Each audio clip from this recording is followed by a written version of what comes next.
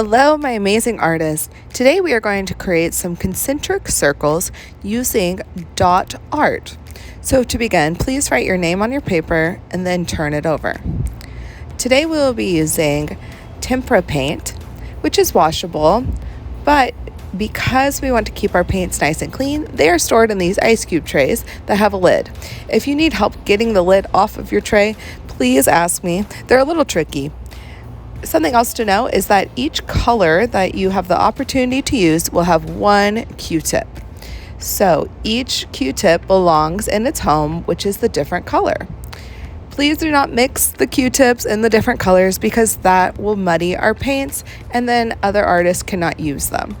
So be mindful which color you're using and where that home is. Like we studied in class, concentric circles are circles around circles around circles.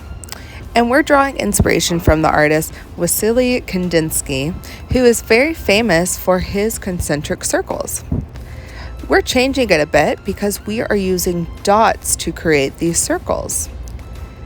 Notice, artist, each ring of dots, which creates the circle, is a different color. This is going to create a pattern, which will create rhythm in my art, and I encourage you to do the same thing as well. Now, it's your choice how big you want the circle to become. One idea is to start kind of small, like I'm doing, and then jump to a different spot on your paper, like I just did, and create a new section of concentric circles.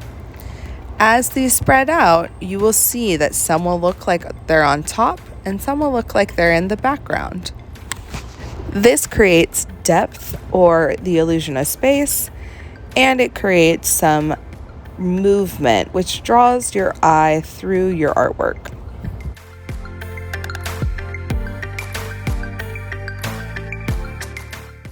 Artists, please notice how I am placing the dots on my paper. I am being very soft with my Q-tip, and I'm trying to make each dot the same size.